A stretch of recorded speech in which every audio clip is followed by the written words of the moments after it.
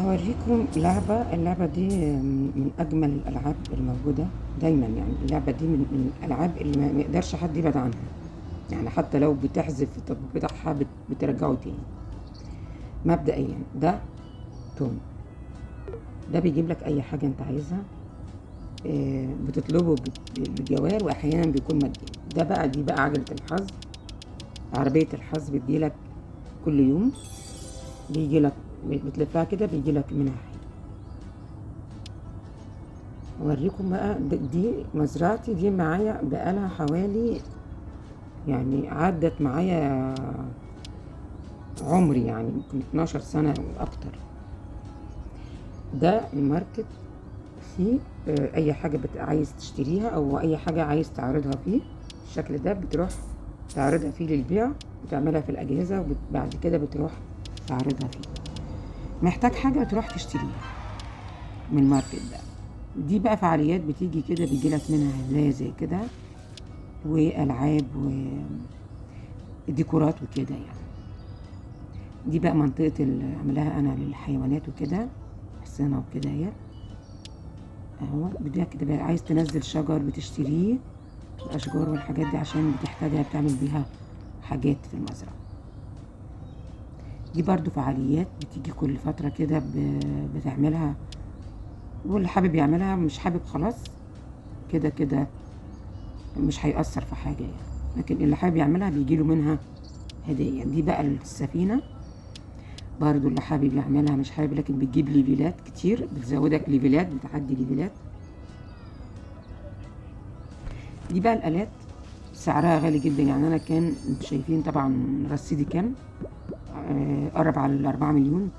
أنا فعليا كان زمان عندي 2-3 مليار يعني. لكن الأجهزة اللي بنشتريها دي اللي انتوا شايفينها غالية جدا. يعني في أجهزة بتعدي 2 مليون، فلازم بقى تفضل تبيع وتشتري. يعني الموضوع مش سهل، مش مجرد لعبة. اللعبة دي بقى ناس بتيجي تساعدك، بتعمل مساعدة على الشجر في مدة، في الشجر له 3 مرات بيتجدد، التالتة خلاص بتقطعه تشتري غيره. دي في ناس بقى بتيجي تساعدك، بتعمل عليه مساعدة، فناس بتيجي هلب كده بتيجي تساعدك. المهم الأجهزة، يعني شوف الحاجات دي كلها أنا بحركها، دي كلها زينات بتيجي وديكورات هو بيديها لك هدايا. الحاجات دي كلها شايفين الديكورات دي كلها تصميمي أنا، مزرعة من تصميمي. مش سهل تعمل الحاجة دي على مدار سنين طويلة يا جماعة. المزرعة خدت مني مجهود. وده المخزن اهوت، ده المخزن، ده الجهاز ده بتاع الألبان، تعمل في جبنة وكده يعني. دي شجرة العسل وكل الحاجات المتعلقة بيها أنا حطها جنبها لسهولة الاستخدام. يعني تصنع بقى العسل، بتصنع شمع العسل. دي بقى الحيوانات اهي بتأكلها بتصحيها. دي كل حاجة يا جماعة بتاخد وقت، يعني عشان تصمم المزرعة بوقت عشان تعيد ترتيبها حذاري هتاخد وقت ومجهود وتعب. وكانت عيني وصلت مرحلة ان انا تعبت، لو وقفتها مدة اسبوع عيني ترجع تاني. بتاخد وقت، مش مجرد ان هي لعبة يا جماعة. اللعبة دي كأن حاجة حقيقية. اللعبة دي لغز محير فعلا، أخدت مني وقت ومجهود وأعصاب وفعلا وبتاخد وقت حقيقي، كأنك في مزرعة حقيقية. وقت حقيقي وتعب ومجهود وتشيل وحط كأن وتزرع وتعمل وكل ده. فشوف دي الأجهزة اهي. الأجهزة هقول لكم ازاي بقى بتشتغل. الجهاز ده اللي أنا بحط فيه ده مش مجرد ان انت بتحط حاجات هتنزل اوريدي بسهولة، لا خالص. الجهاز ده عشان يشتغل في أجهزة تانية بتوصل لي، بتشتري لازم حتما الأجهزة التانية بتصنع فيها حاجات تانية ليها علاقة بالجهاز ده. يعني الجهاز ده مش هيشتغل إلا إذا عملت له حاجات في أجهزة تانية. إزاي؟ يعني الجهاز ده مثلا شوف محتاج إيه؟ محتاج يعني شوفوا القطن، محتاج قطن، هتروح تزرع قطن. محتاج قماش، هتروح تعمل قماش في جهاز القماش. محتاج صلصة متاهة. واحيانا مش بيبقى عندك دي القطع الارض بتجيلك مع الليفلات، كل ليفل بيجيلك معاه 3 او 4 قطع. بتبدأ بقى لما تجمعهم كده زي ما انا جمعتهم كده اهو، بتزرع بقى وتعمل حذاري ينقصك محصول ساعات مش بتلاقيه نهائي. في ناس كده بتحافظ على حاجتها مش يعني انا عن نفسي بعمل صدقات المحاصيل اللي هي النادرة، ولكن في ناس ممنوع تحطها، استحالة تلاقيها فعلا. لازم يكون عندك كل المعلومات. اتكلم بسرعة عشان برضو ميبقاش الفيديو طويل. بتزرع وتحط، فلازم يكون عندك كل المحاصيل. لازم. انا لو في محصول تهت كده ونسيت، مستحيل ان انا الاقيه، مستحيل. فبجيبه بجواهر. زي ما انتوا شايفين ان الارض هي بتزرع وتقلع، الحاجات دي كلها لازم تبقى عندك. والمحاصيل يا جماعه مش بتطلع في ثانيه ولا في دقيقه، في محاصيل بتقعد 6 ساعات 8 ساعات على ما تطلع. خلي بالكم، دي مش مجرد لعبه، دي مش مجرد لعبه للتسليه.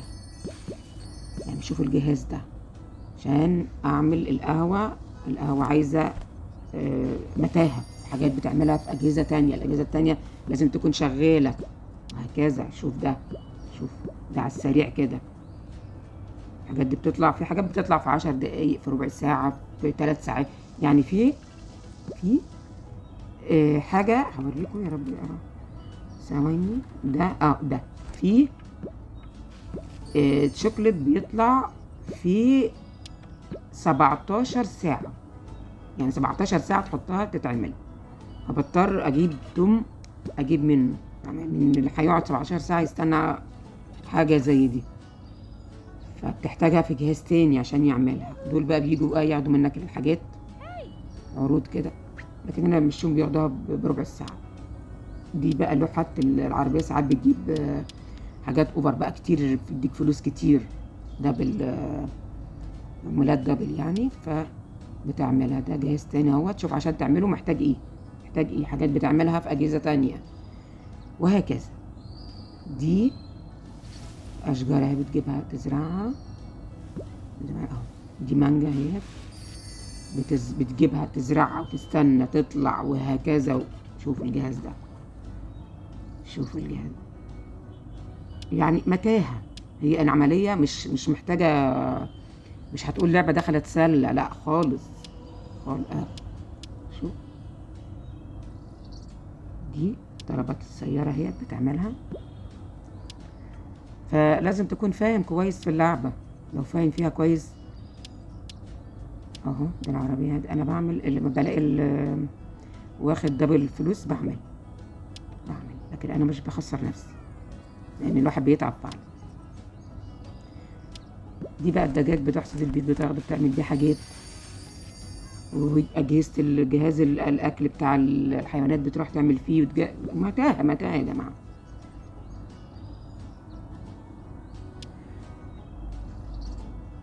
ده بقى الناس اللي هي بتابعاني بتابعهم ويتابعوني وكده. بتشوف يدخل عندهم واحد بيسمي نفسه جاستن بيبر اهو زارع قش دايما.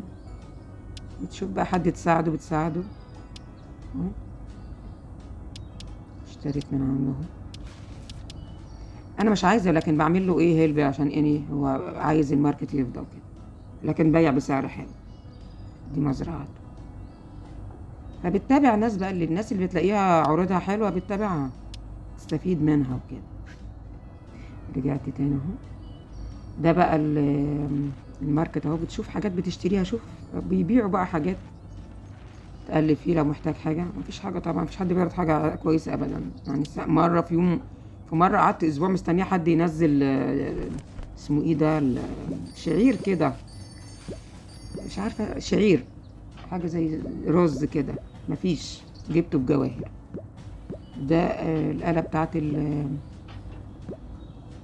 بتعمل فيها الحاجات بتاعت المجوهرات والحاجات دي. هي بتنزل فيها بتعمل اهو.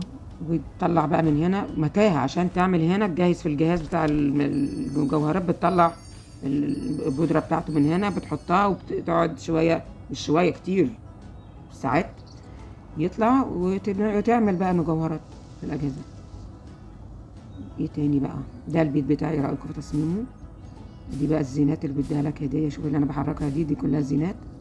بيكافئك بيها. دي كلها زينات اللي بحركها دي. ده البيت بتاعه، ده بشتريه غالي جدا، شاريها غالي جدا البيت.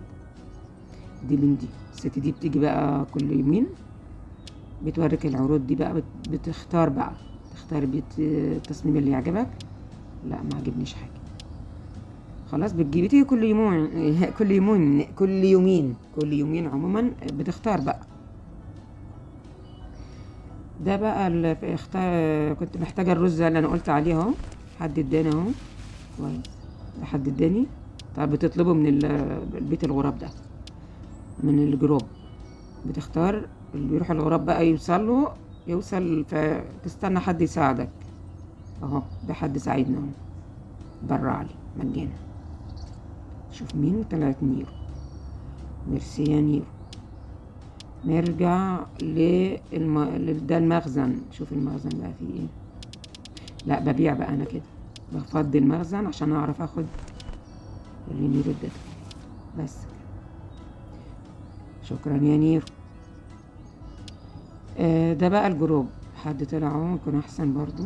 حد طلع لان انا طلعت ناس كتير معرفش هما مين دخلوا الجروب، معرفش مين طلعتهم. فده الجروب اهوت. كان في البداية ناس كتير ايام بقى ما كنا بنعمل الديربي. عيني وجعتني منه الديربي ده، فبياخد وقت ومجهود ولازم تلتزم بيه، كناش بننام. بيروحوا الاوردر، فده عشان تلتزم بيه حكايته ايه، عشان تبقى تصعد انت، تبقى انت في المقدمة، تبقى انت في المقدمة. فكنا بنتعب عشان كده مش بعمله خلاص. ده بقى البحر بتنزل له، تقعد بقى تصطاد وكده، متاهة برضه بتعمل شبك وكده، وتحط في جهاز البط وتحط في هنا وتصطاد متاهة يا جماعة، مش سهل. مش دي الحاجات دي مش لعب، مش لعب عيال، مش لعب أطفال، لا جد، حاجات بجد. أجهزة بقى بتعمل فيها الشبك وكده. خلاص ده بقى بتعمل جمبري، بتعمل ريش، تصطاد. ولازم يبقى عندك شبك كتير بتعمله في جهاز الشبك عشان لو حبيت تصطاد تكون صاحي. محتاج وقت. فتحتها تقعد ساعتين 3 أقل حاجة، ساعتين 3 أقل حاجة من وقتك، ومش هتكفي. فأنا أتكلم ده كله بتكلم سريع يا جماعة، والله بتكلم سريع يعني. أنا عشان أفهم بالتفصيل الناس اللي مش فاهمة هيبقى فيديو طويل جدا يعني. لا تفكروني إن أنا لا خالص، أنا بسرع في الكلام. نيجي هنا للزرع. شوف ما عنديش مكان حتى في المخزن. ده بقى ده صندوق بيجي لك كل يوم بتفضيه انت، عندك بيبقى واحد، وبتروح تشوف عند واحد تاني في مزرعة تانية بيبقى ليك 2 صندوق في اليوم. ده بقى نزلت تحت، هو في ناس تحت كده بسميها تحت، انا بسميها تحت، الحتة اللي تحت انا بسميها كده. برضو بيجي لك منها صندوق برضو. البحر بيجي فيه هدية. ده البحر بتاعه، شوفوا ايه التصميم حلو ازاي. ده المنطقة بقى بيجي فيها ناس كتير واقفين هم، دول بتدخلهم بقى ايه برضو متاهة دي متاهة لوحدها. بتأكلهم، بيتخشوا البيت بيقعدوا فيه ساعات، بيطلعوا بيديك برضو هدية زي ما انت شايف كده. ده القطر بقى بيجوا فيه. ده شوف حتة الحيوانات بتاعتي تصميمها جميل ازاي، شايف التصميم ده انا اللي عامله. فيها بقى حيوانات لازم برضو تشتغل. بيجيلك فيلا، بيجيلك حيوانات فيها بجد. ان الحيوانات دلوقتي نايمة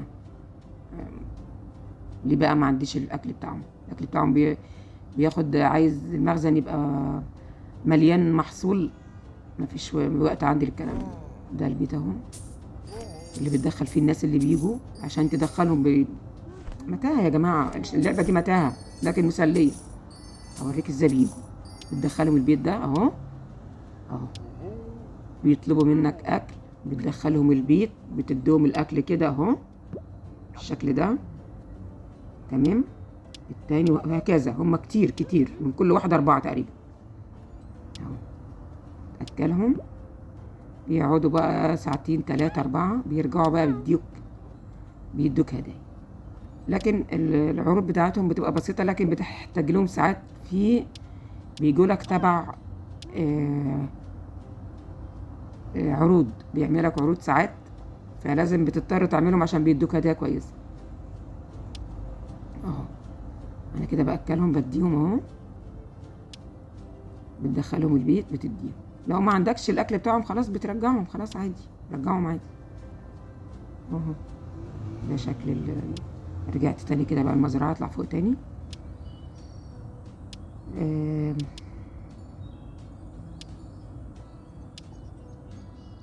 ده بقى الاصدقاء عندي، بشوفهم محتاجين ايه برضو تساعدهم. شفت المنطقة دي كلها لازم تتكسر، عشان تتكسر عايز هقول ايه عايز متاهة، عايز متاهة، متاهة جامدة عشان تجمع الآلات التكسير. مستحيل هتتجمع، يعني أنا كسرت الجزء الأولاني ده في 10 سنين، في 10 سنين. اه ده بقى أكلهم اهو. ده طاووس، شارية طاووس اهو بيديك هدايا. ده طاووس اهو، جبت 2 طاووس. الكروت بتاعتهم بتيجي بأعجوبة برضو، مش بسهولة اهو. اخترت ده ومسمياهم، كل حاجة بتسميها، شو مسمياهم ايه، بحب الأسماء دي، الأسماء الإيجابية دي. بس يا جماعة دي المزرعة، دي المزرعة. وحذاري بقى ان انت تحاول ان انت تقول اغير في الديكورات، هتحتاج وقت ومجهود وتعب. واحيانا كانت عيني بتوجعني بقفلها اسبوع مش بعرف العب، لكن هي مسلية، بتلهيك عن حاجات تانية، بتلهيش يعني في وقت فراغك حلوة، ولو في جروب بتتسلى معاه وكده. دي العربية دي جات لي، دي اشتريتها ب1 مليون. بس يا جماعة اشوفكم في فيديو.